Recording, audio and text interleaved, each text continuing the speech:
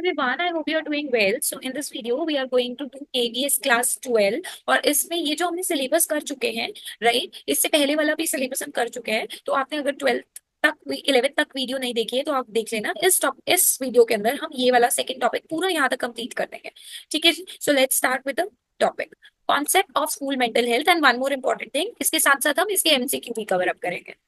So school mental health की अगर हम बात कर रहे हैं तो ये एक इंटीग्रेटेड अप्रोच है that promotes mental wellbeing, emotional resilience and social adaptability among students and staff. तो कहने का मतलब ये है कि ऐसा मेंटल हेल्थ होना चाहिए जिसमें सब इमोशनल रेजिलियंट हो, मतलब स्ट्रांग हो, सोशली अडेप्ट कर सके स्टूडेंट्स के साथ staff.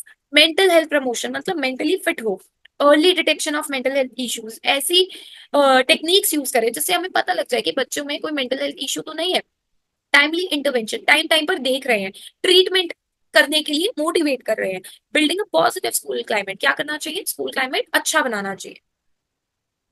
So mental health influences how student learn, behave, relate and make decision. किस तरीके से बच्चा लर्निंग सीखता है, बिहेव करता है, रिलेट करेगा डिसीजंस बनाते हुए। So therefore maintaining mental health is essential. देखो, अगर किसी की अच्छी मेंटल हेल्थ होगी, ठीक है, उसे फालतू में गुस्सा नहीं आ रहा है, ठीक है, उसकी इमोशन कंट्रोल है, तो उसकी एकेडमिक सक्सेस भी अच्छी होगी, इमोशनली डेवलप्ड होगा, ओवरऑल वेलबिंग भी उसका अच्छा होगा। So there are dimensions of mental health in school. First is curative dimension. तो क्यूरेटिव क्या है, ऐसे इंटरवेंशन जो कि ट्रीट कर सकते हैं मेंटल हेल्थ डिसऑर्डर्स को, अगर डिफाइन हो जाए, अगर कोई ना कोई उसको आइडेंटिफाई कर ले। तो अगर आपके स्कूल में कोई स्पेशल एजुकेटर है तो वो मेंटल हेल्थ प्रोफेशनल है, तो वो डायग्नोस कर सकता है कि बच्चे को एंजाइटी हो रही है, डिप्रेशन है, एडीएचडी है, attention deficit hyper activity disorder है। वन ऑन वन काउंसलिंग और थेरेपी से भी पता लग जाता है, राइट। मेडिकेशन की जरूरत है तो दे सकते हैं, collaboration with parents and external. तो जैसे ही टीचर को पता लगेगा तो वो पेरेंट्स के साथ डिस्कस करेगी, right. So a student diagnose with social anxiety receive regular therapy, उसको रेगुलर थेरेपी मिलती है and teacher supports in the class, right. उसको मिलता रहता है और उन बच्चों के लिए अलग से पेपर भी बनता है। प्रिवेंटिव डायमेंशन, अब ऐसा कौन सा डायमेंशन है जिसमें हम प्रिवेंट कर सके जहां तक हो सकता है। सो पहली बात, मेंटल हेल्थ स्क्रीनिंग, मतलब पहले आपको उनके ऐसे आइडेंटिफिकेशन टिप्स पता होने चाहिए। एंटी बुलिंग प्रोग्राम, ऐसे प्रोग्राम जिसके अंदर किसी बच्चे के साथ ऐसा हो रहा है तो वो आगे डिप्रेशन में या फिर एंजाइटी में ना चला जाए, है ना। इमोशनल सेफ्टी प्रोटोकॉल्स होने चाहिए। Teacher training to recognise early signs, teacher को पता होना चाहिए कि बच्चा आइसोलेट तो नहीं कर रहा अपने आप को, ज्यादा एंगर में आ रहा है या बहुत ज्यादा एब्सेंट रहता है, तो teacher notice a child becoming withdrawn. Teacher ये नोटिस कर रही है कि चाइल्ड अब पहले तो पढ़ता था पर अब नहीं पढ़ रहा है, तो उसके लिए अर्ली काउंसलिंग, अवॉइडिंग एस्केलेशन, कि वो चीजों से भाग रहा है, उन सब चीजों को सामने देखते हुए उस पर हम क्या कर सकते हैं, उसके प्रिवेंटिव मेजर्स ले सकते हैं।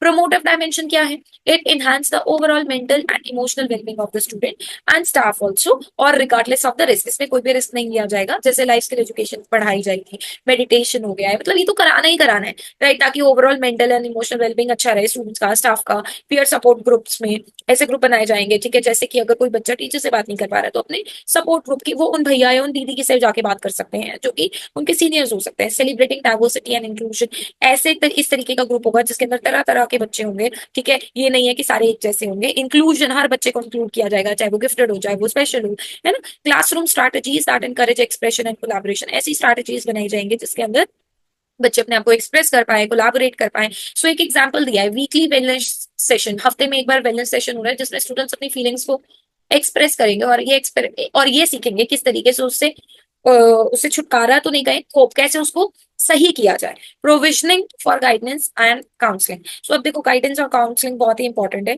हर बच्चे को नेविगेट करने में, academically, career wise, emotional wise, social challenges लेते हुए।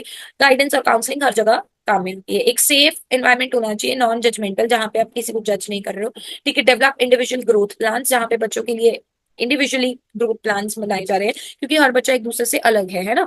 सो गाइडेंस एंड काउंसलिंग में आपको ये ध्यान रखना है कि या तो आप अगर सभी बच्चों को काउंसिल कर रहे हो, जैसे करियर काउंसलिंग होती है तो वो ग्रुप हो सकती है, नहीं तो कई बार इंडिविजुअल काउंसलिंग भी होती है। मीडिएट कन्फ्लिक्ट अमंग स्टूडेंट्स, ऐसी काउंसलिंग जहाँ पे बच्चों में जो कन्फ्लिक्ट है, लड़ाई झगड़ा है, उसको खत्म किया जा रहा है, ठीक है। Organise mental health awareness campaigns, collaborate with teachers and parents, ठीक है, ताकि वो भी इन्वॉल्व हुए बच्चे को गाइड और काउंसिल करने में। इंफ्रास्ट्रक्चर जो रिक्वायर्ड है, प्राइवेट काउंसलिंग रूम चाहिए, एक कॉन्फिडेंशियल रिकॉर्ड जो कि किसी भी बच्चे का रिकॉर्ड किसी के साथ शेयर ना हो, और ट्रेन्ड और क्वालिफाइड काउंसलर्स चाहिए। Developing schools and community as a learning resource, so what does it says, building partnership between school and community is very very important. ठीक है, स्कूल का काम है कि कम्युनिटी को के साथ चले, और स्कूल एक रिसोर्स की तरह काम आ रहा है। अब स्कूल एक रिसोर्स की तरह कैसे काम आ रहा है, टीचर्स आर ट्रेंड, ठीक है, और टीचर को इतना ट्रेन हमेशा किया जाता है, आपने भी देखा है कि वो साइकोलॉजिकल फर्स्ट एड तो दे ही दे।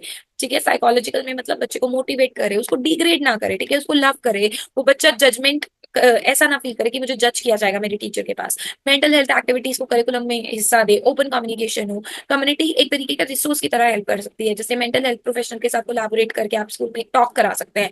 एनजीओ है, पेरेंट्स है, ये सब क्या हो सकते हैं, खुद बच्चे के लिए काउंसलर भी बन सकते हैं, अवेयरनेस बन सकते हैं, मतलब सही तरीके से गाइड कर सकते हैं। अवेयरनेस सेशंस हो सकते हैं, एक्सेस टू हेल्पलाइंस, बच्चों के पास हेल्पलाइन नंबर्स होने चाहिए। Cultural activities promoting self esteem and identity, ऐसी कल्चरल एक्टिविटीज हो जो बच्चे का सेल्फ एस्टीम बढ़ाए, है ना, उसकी सेल्फ आइडेंटिटी। एक safe accepting accepting supportive environment होना चाहिए स्टूडेंट और टीचर का। So now let's come to multiple choice questions. So first question is, what is the key focus of promotive dimension. Promotive मतलब प्रमोट करना, तो diagnose को diagnose करना, that is not prevent. Promotive सबके लिए होगा, है ना, तो एक ऐसा mental health positive mental health area बनाएंगे जो सभी के लिए अच्छा है, ना तो आइसोलेट करेंगे, ना प्रिवेंट करेंगे स्टूडेंट्स को कि वो ड्रॉप आउट हो जाए, right. Which of the following best describe as preventive, जहां पे रोका जा सकता है, मेडिसिन देंगे, मेडिटेशन और योगा सेशंस कराएंगे, स्क्रीनिंग कराएंगे, या फिर थेरेपी। देखो हम लोग सिर्फ स्क्रीनिंग करा सकते हैं, ना कि हम मेडिसिन दे सकते हैं, मेडिसिन एक मेडिकल प्रैक्टिशनर ही प्रोवाइड करेगा।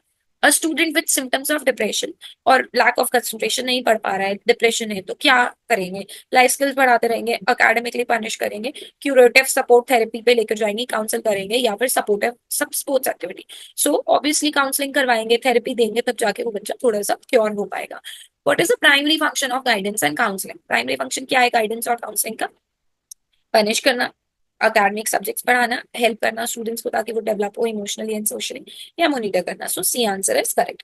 Fifth question says, which of the following initiative shows the school using a community, ऐसा कौन सा इनिशिएटिव है जिससे ये पता लग रहा है कि जो कम्युनिटी स्कूल है वो यूज कर रहा है कम्युनिटी को as learning resource. School community से कुछ सीख रहा है, बच्चों को कुछ सिखा रहा है, बच्चों को सिर्फ आइसोलेट करा देना, यस, कंडक्ट कराना पेरेंट्स के द्वारा, कोई लेक्चर, कोई पेरेंट एनजीओ चलाता है, कोई हेल्थ वर्कर है, कोई न्यूट्रिशनिस्ट है ना, कोई साइकोलॉजिस्ट है, तो वो लेक्चर्स दे सकते हैं, गाइड की तरह हेल्प आ सकता है। Keeping mental health issue private, no. Avoiding referrals to professional, referral नहीं देना, ऐसा नहीं होना चाहिए, ठीक है। तो जितने भी रेफरल्स होते हैं उन्हें जरूर बुलाना चाहिए। एक स्कूल काउंसलर है, उसने नोटिस किया कि multiple students are showing the signs of anxiety, बच्चों को एंजाइटी हो रही है। So what should be the most appropriate response, सभी बच्चों को साइकेट्रिस्ट के पास बोल दे चले जाओ, जनरल सेशंस कंडक्ट करें, या फिर ask teachers to give the student extra homework, या इग्नोर कर दिया जाए उनके साइंस को सीरियस इंसिडेंट कह के। सो करेक्ट होगा, conduct general sessions on anxiety and coping and assess who needs individual help. Next is developing a positive school climate to support mental health, means ऐसा positive school climate क्यों बनाना चाहिए, monitor करने के लिए, बच्चों को encourage करने के लिए, ओपन कन्वर्सेशन, लिमिट करने के लिए फिजिकल एक्टिविटीज, या focus only on academic performance. So this question act as your homework if you really liking the series and the efforts. So please do like, share and subscribe. Thank you.